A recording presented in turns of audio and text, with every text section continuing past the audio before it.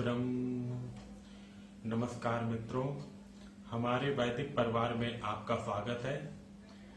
श्री वेद भाष्यकार श्री स्वामी शरण जी के मुख से वेद मंत्रों की सरल और प्रमाणिक व्याख्या सुनने के लिए हमारे YouTube चैनल को अधिक से अधिक लोगों तक पहुंचाएं, सब्सक्राइब करें, जिससे वेदों का प्रकाश घर घर तक पहुंच सके।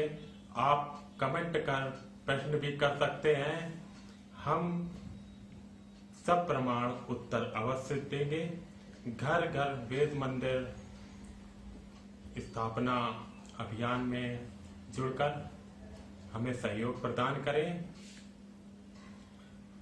हमारा वेद भाष्य, वेदायन और अन्य वैदिक साहित्य घर बैठे प्राप्त करने के लिए आदेश करें।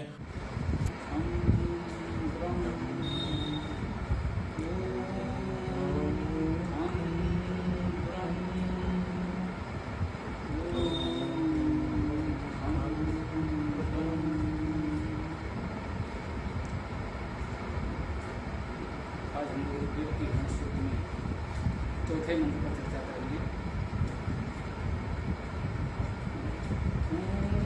यस्य मन्तो महीत्वा यस्य समुद्रं रसया सहाहु यस्य इमा प्रदिशो यस्य बाहु तस्माद् देवाय हविषां विधे।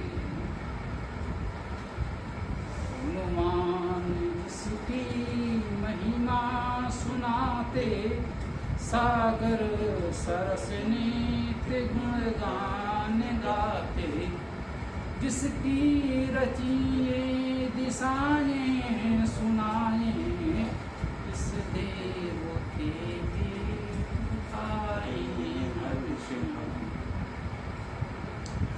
इसमें एक विशेष बात हम प्रयास करेंगे समझने का। तो वेद मंत्रों का मूल अर्थ है, आध्यात्मिक अर्थ है। वेद मंत्रों के सामान्यतः त्रिविध अर्थ जो प्रचलित ही हैं, आध्यात्मिक, आदि भौतिक, आदि दैविक कहे जाते हैं। हम लोग आदिलौकिक अर्थ की बात करते हैं। सरस्वती ने अपने भाष्य में जो व्यवहार बहुत उपयोगी से दर्शाया है, उसे हम आदिलौकिक अर्थ में देख सकते हैं। उपयोगी है।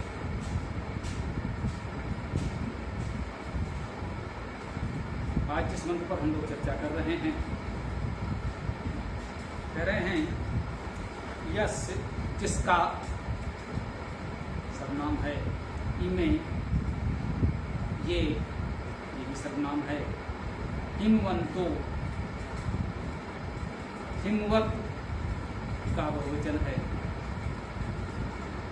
हिमवत, हिमवान की बात है। जो हिम से युक्त है। हिम क्या है? ये महत्वपूर्ण है।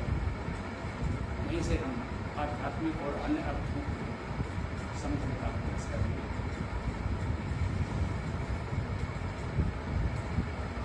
इस शब्द में ही धातु गति वृद्धि के अर्थ में है। ही गतो वृद्धो धातु कही गई है। ये धातु का अर्थ है गति करना। इसमें गति और वृद्धि है, वो हिम है।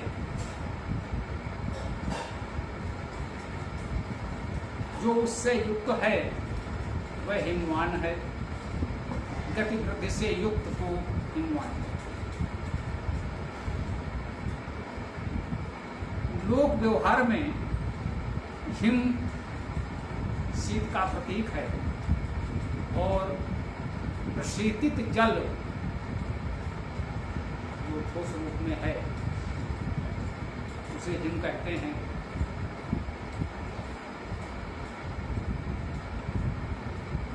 हिमवान सबसे बड़े पर्वत हिमालय को कहते हैं।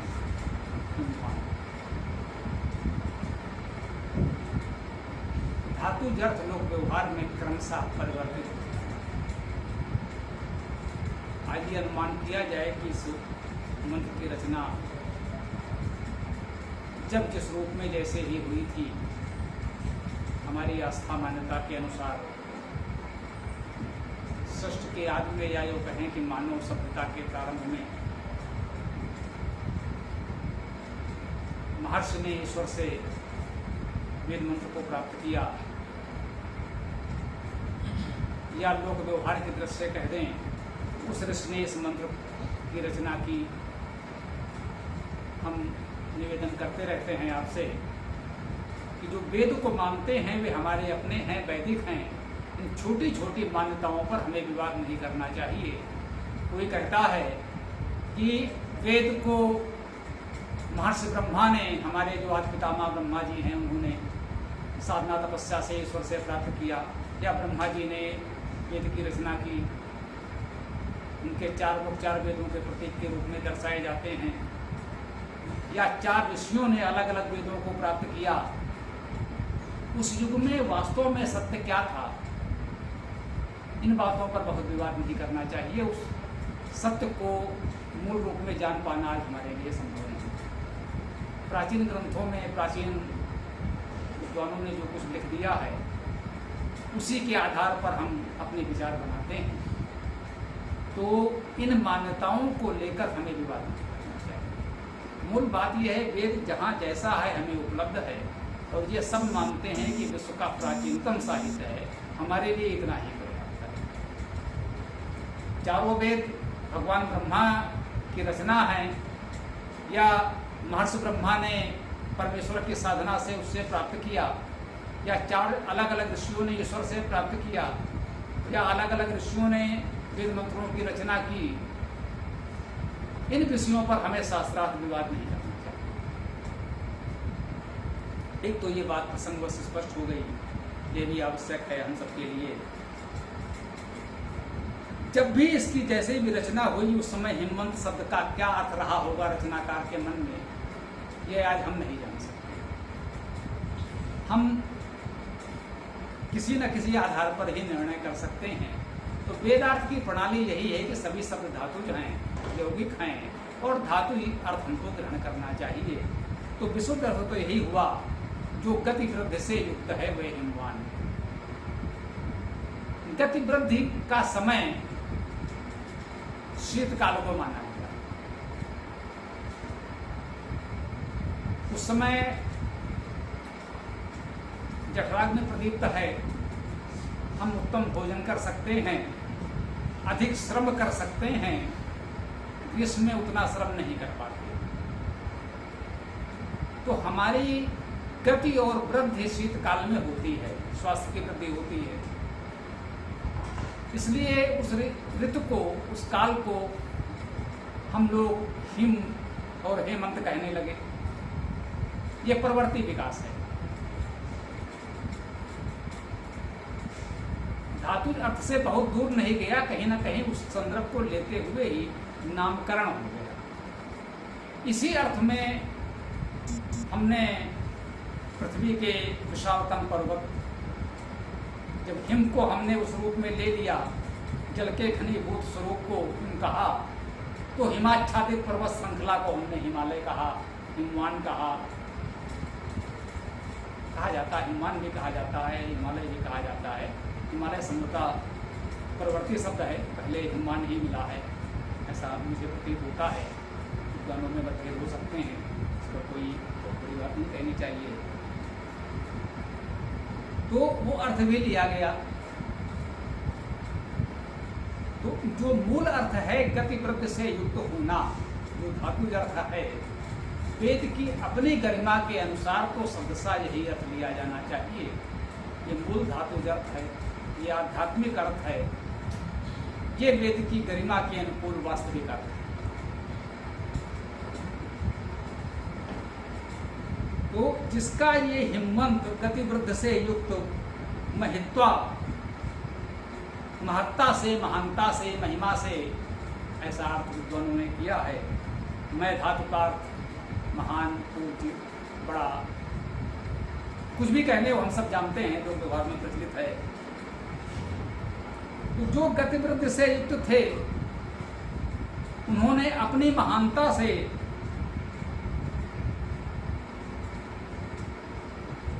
और क्रिया बाद में इसको बताने के लिए कि गतिवृत्ति से युक्त महान जनों ने अपनी महत्ता से जिसका यह गुणगान किया, यस समुद्रम रसिया सहायु, यस जिसका समुद्रम, समुद्र को कह सकते हैं, माँ कर्मकारक का चिन्ह है, तृतीया विभक्ति कहते हैं। रसिया रस द्वारा तृतीया विभक्ति है। सहाहु सह आहु, साथ में कहा, लौकिक संस्कृत में आहु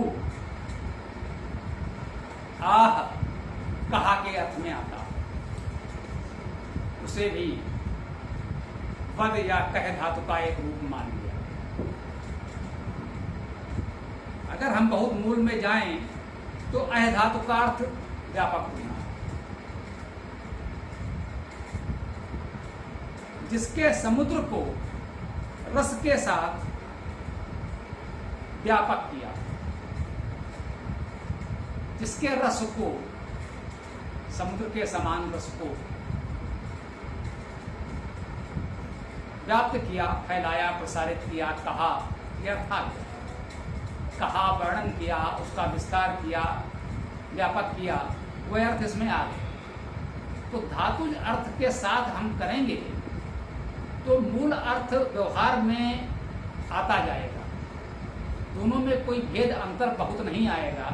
यदि कोई कल्पना से, स्वार्थ से अनर्थ न करना चाहे तो। हाँ, जो अनर्थ हुआ है वो जानकारी न होने के कारण नहीं हुआ, वह कुछ स्वार्थ के कारण हुआ, अपनी बात को वेद में सिद्ध करने के दुष्प्रयास के कारण हुआ। आचार्यों में जानकारी का अभाव नहीं था, बहुत विद्वान थे। हम कहते रहते हैं कि हम लोगों से बहुत विद्वान, कोई महान आचार्य, उनके सहायक मुझसे अधिक विद्वान रहे होंगे, लेकिन परिस्थितियों बस वो इतना निष्पक्ष अर्थ करने का साहस नहीं कर सके। वे राजाओं के बंधन में थे, उनके समझ कुछ सीमाएं थी। तो हम देख रहे हैं कि इस प्रकार से मूल धातु अर्थ से उसका व्यवहारिक अर्थ संतुलन बनाता हुआ चलता। वेद का मूल वर्णनीय विषय तो वो परमेश्वर ही है, ये हमें ध्यान रखना चाहिए। हम उसी की महिमा का गुणगान कर रहे हैं। आगे कहते हैं, यश जिसका, इमा ये, प्रदिशो प्रकृष्ट दिशाएं, जिस धातु है, दिशाएं शब्द से हम लोग खूब परिचित हैं, तो उसमें बहुत कुछ कहने बताने की आवश्यकता नहीं है। प्रदिशाएं, प्रकृष्ट दिशाएं। अब ये प्रदेशों क्यों आया? प्रा उपसर्ग लगा है, लगे या ना लगे, हम जानते हैं काव्य में वर्ण की पूर्ति के लिए भी इस तरह के उपसर्ग कभी कभी आ जाते हैं। ये प्रा ना भी होता तो भी वो अर्थ दे सकता था।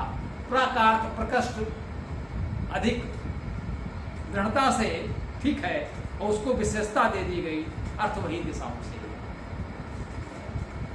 जिसकी ये दिशाएं, यस जिसका, बाहु, बाहु में है, बाहु द्विवचन देखने में भी लग रहा है।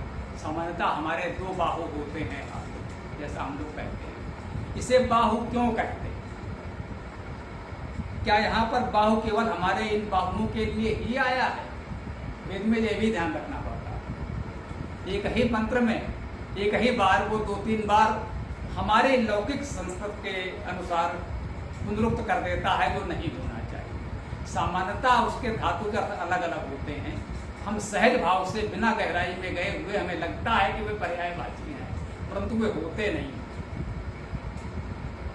हस्त और बाहु एक साथ आ जाएगा तो हस्त का अर्थ अलग होगा, बाहु का अर्थ अलग होगा।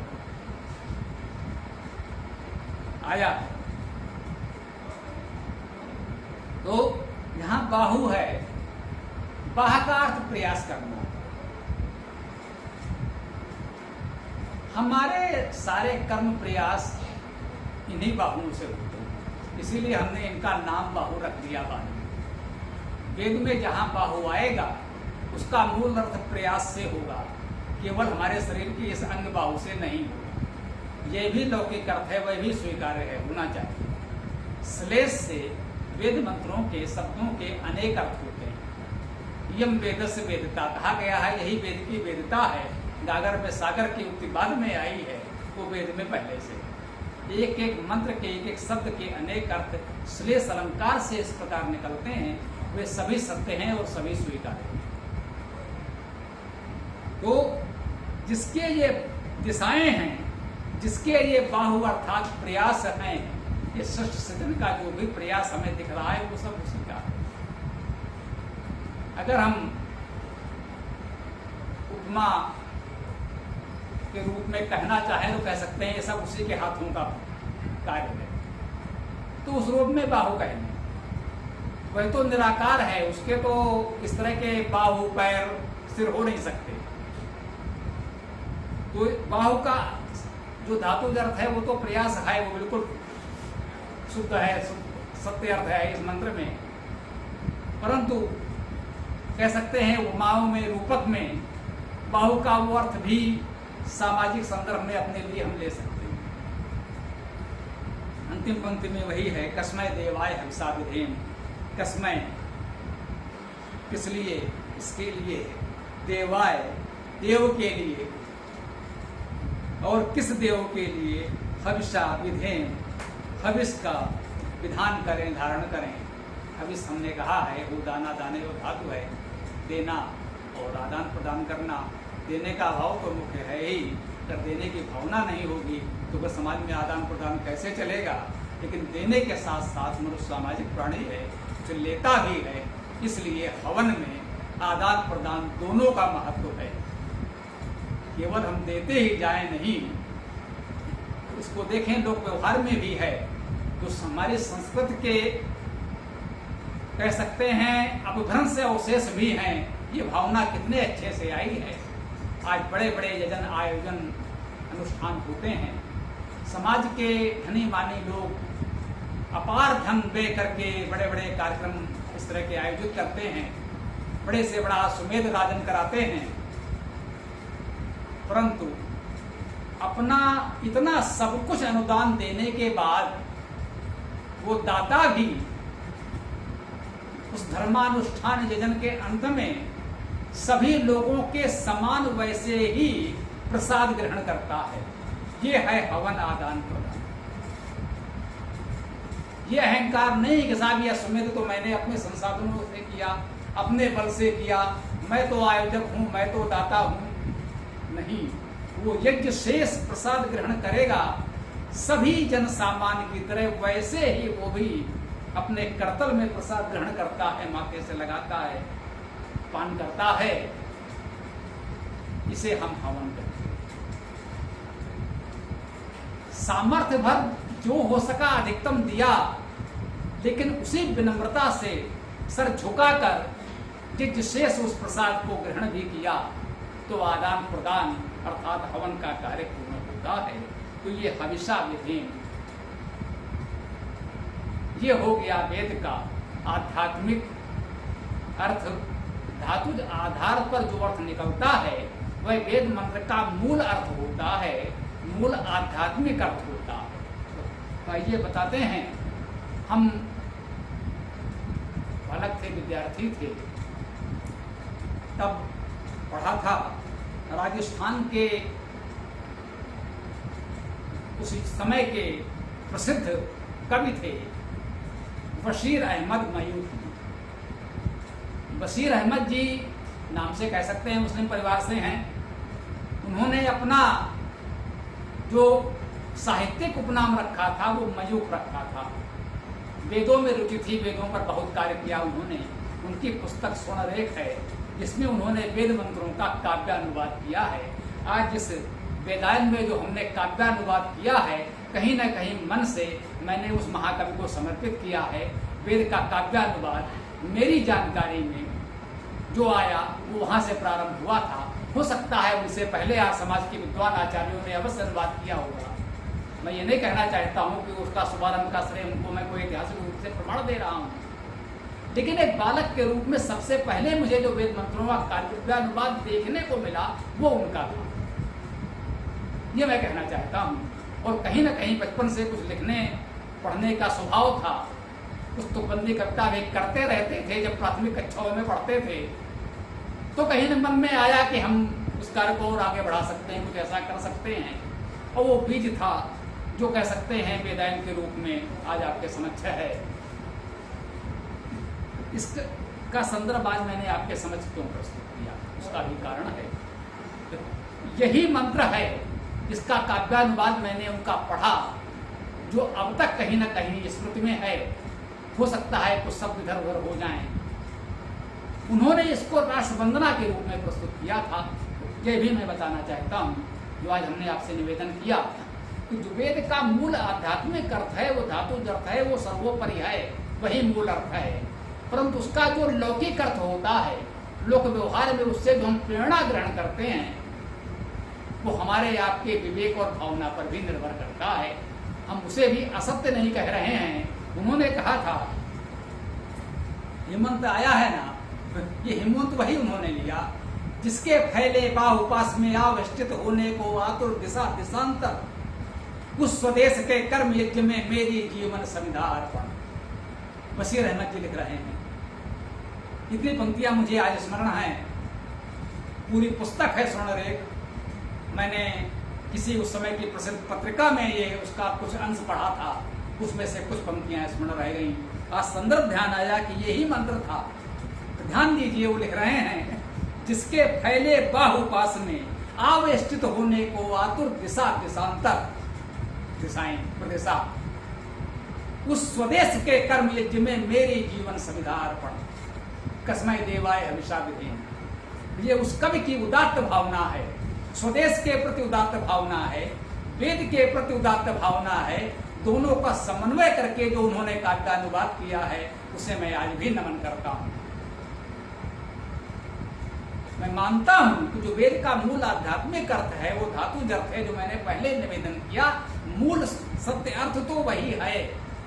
इस पर बहुत विद्वान ये न कहें कि नहीं भाई ये उन्होंने अनुवाद कैसे कर दिया, अर्थ तो ये उसका मूल है। बिल्कुल सत्य मैंने कहा। जो उसका सत्य धातु अर्थ है, आध्यात्मिक अर्थ है, जो वेद मंत्र का मूल अर्थ है, वो तो वही है जो मैंने शब्दशः आपसे निवेदित किया। परंतु विभिन्न विद्वानों ने अपने देश काल परिस्थिति और भावना के अनुसार जो वेद को प्रस्तुत किया है, उनमें अन्यतम हमारे महर्षि दयानंद जी हैं। कहीं न कहीं ये बात आप दयानंद भाष्य में भी देखेंगे। उन्होंने इस बात पर बल दिया, जब तक मानते सभी आए थे कि वेद के सभी शब्द धातुज हैं, यौगिक हैं। केवल उनको देख करके अनुमान मत लगाइए। बाहु आया तो आपने अपना शरीर का अंग बाहु मान लिया, कोई शब्द ऐसा आया हेमंत आया तो आपने हिमालय पर्वत मान लिया, ऐसा मत करिए। वेद का अर्थ करना है तो अब तक जो कुछ जानते हैं उसे भूल जाइए।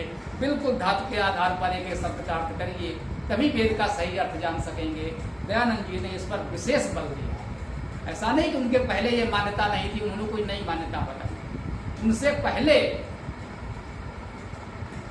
उपट सायण महीधर के भाष्य, जिनमें तमाम हिंसा अश्लीलता के आक्षेप लगते हैं, परंतु आप देखेंगे तो शब्दों का सामान्यता धातुजर्थ उन्होंने भी माना है। ऐसे ऐसे शब्दों के धातुजर्थ दिखे हैं जो हम लोग आश्चर्यचकित रह गए हैं। जैसे उनकी छवि बन गई है, बना दी गई है, वो उसके अनुकूल नहीं दिखती। उन्होंने गो का अर्थ शब्द किया है, गो माने गाय, हर जगह नहीं लिख दिया है कि जहां भी गो आया उसका अर्थ वो गाय लिख दे। गो धातु से गो शब्द की निष्पत्ति है। गो धातु का अर्थ है शब्द करना। गो शब्द का अर्थ उन्होंने वाणी लिखा है, शब्द लिखा है। इंद्र का अर्थ उन्होंने परम सूर्यवान परमेश्वर लिखा है, सायण ने भी लिखा है, दयानंद ने भी लिखा है। कोई मतभेद नहीं है आचार्यों में शब्दों का अर्थ करने में। हाँ, अंतर यही भावना है। सायण को अपने राजा का अश्वमेध कराना था तो उन्होंने सब कुछ अश्वमेध के संदर्भ में उस रूप में लिख डाला। उपट जी को भी शायद राजा भोज का अश्वमेध की तैयारी करनी होगी, उन्होंने यजुर्वेद का अर्थ अश्वमेध के संदर्भ में पूरा कर दिया कि उसको यजन की प्रक्रिया से, कर्मकांड से जोड़ दिया। वो देश काल परिस्थिति थी, उनकी अपनी परिस्थिति के अनुसार हो गया। लेकिन इस सिद्धांत को उन सब ने माना है कि वेद के शब्द धातुज हैं, यौगिक हैं। शब्दों के अर्थ में तो उन्होंने ठीक किया है, बस उसको कर्मकांड से जोड़ दिया है। और कर्मकांड से जोड़ने में उस युग में जो वाम मार्ग की साधनाएं, हिंसा आदि प्रचलित था, वह भी उसमें कहीं से आ गया, जो आज हम लोगों को बड़ा अटपटा लगता है, दोषपूर्ण लगता है, नहीं होना चाहिए। लेकिन वो उनकी परिस्थिति थी। यद्यप उन्होंने शब्दों का धातुगत होने का सिद्धांत स्वीकार किया है और अधिकांशता अपनाया भी है। प्रत्येक शब्द का धातुगत देने का प्रयास तो हम ही कर रहे हैं। हमसे पहले किसी विद्वान ने इस तरह का प्रयास करने की आवश्यकता नहीं समझी। जो हम कहते हैं कि उस युग में अधिकांश उनके पाठक, श्रोता, अनुयायी जो होते थे वो संस्कृत के विद्वान होते थे, तो वो मान कर चलते थे कि सामान्यतः शब्दों के धातुगत तो हमारे पाठक, विद्यार्थी समझ ही लेंगे। जो शब्द उन्हें कठिन लगे, जिन शब्दों पर उन्हें लगा कि विद्वानों में मतभेद है या हो सकता है, केवल उनका धातु निर्देश किया, सभी शब्दों का धातु निर्देश नहीं किया। ये उनका दोष नहीं है। उनके युग में विद्या इतनी थी कि उसकी आवश्यकता नहीं। दयानंद जी भी बोलचाल में संस्कृत बोलते। आप कल्पना करें, केवल 150 वर्ष पहले दयानंद जी प्रवचन संस्कृत में देते थे। दयानंद जी विद्वान थे, संस्कृत में प्रवचन दे सकते थे, कोई बड़ी बात नहीं है। कल्पना कीजिए, जो सामने श्रोता थे वो भी सुनते थे और समझते थे, ये बड़ी बात है। दयानंद संस्कृत में बोलते थे, ये बड़ी बात नहीं है। बड़ी बात यह है कि उनके श्रोता उसको सुनते और समझते थे, ये बड़ी बात है। एक प्रसंग आता है, महर्षि दयानंद जी की एक सभा थी। लोगों ने बताया कि जो श्रोतागण हैं वे बहुत विद्वान नहीं हैं, तो यदि भाषा में बोलें, जन भाषा पे बोलें, तो लोग ज्यादा अच्छी तरह से ग्रहण कर सकेंगे। तो दयानंद जी ने शायद जीवन में पहली और अंतिम बार लोक भाषा में प्रवचन देने का प्रयास किया। वो लोक भाषा में बोले, सुनने वालों को तो अच्छा ही लगा होगा, वो अधिक ग्रहण कर सके होंगे। परंतु उस समय के जो सुनामधन्य विद्वान पंडित थे, उन्होंने आक्षेप किया, बोले स्वामी जी को संस्कृत नहीं आती इसलिए हिंदी में बोलते हैं। स्वामी दयानंद जी संस्कृत नहीं जानते हैं, इसलिए बेचारे लोग भाषा में बोल रहे हैं। ऐसे ऐसे विद्वान दयानंद के समय में भी थे, केवल 150 वर्ष पहले। आज कौन सा विद्वान है, एक भी किसी को पता हो तो बताए मुझे, जो संस्कृत में प्रवचन करता हो, उसके श्रोता सुनते हो। आज एक भी नहीं है। और उस समय एक बार दयानंद जी ने लोक भाषा में बोलने का प्रयास किया, तो विद्वानों ने आपत्ति कर दी कि स्वामी जी को संस्कृत नहीं आती, क्या इसलिए लोक भाषा में बोल रहे हैं। तो इन विद्वानों के समय जब यह वातावरण था कि वक्ता और श्रोता संस्कृत ही बोलते सुनते थे, यदि कोई लोक भाषा में बोले तो उसे अपराध समझा जाता था, उसकी अयोग्यता समझा जाता था। तो स्वाभाविक है उनको ये बताने की आवश्यकता नहीं थी कि यश का अर्थ हुआ जिसका, और यह सर्वनाम है सबकी विभक्ति में, ये उन्हें बताने की आवश्यकता नहीं थी। उन्हें ये बताने की आवश्यकता नहीं थी कि अस्त शब्द में अस धातु है, पाठ शब्द में पठ धातु है, वो उनको आवश्यकता नहीं थी। परंतु आज है। आज जब श्रोता तो छोड़िए, वक्ताओं को संस्कृत नहीं आती, मैं भी बहुत बड़ा विद्वान होने का दावा नहीं करता, तो ये आवश्यक हो गया है कि सरल से सरल प्रत्येक शब्द का धातु निर्देश करते हुए स्पष्ट धातु अर्थ कर दिया जाए, जिससे कुछ स्वार्थी लोग वेद मंत्रों का अनर्थ न कर सकें। इस मंत्र की चर्चा तो आज हम यहाँ विराम देते हैं। इसके पश्चात हमारे गौरव जी आपके समक्ष वेद पाठ प्रस्तुत करेंगे। गौरव जी आएंगे।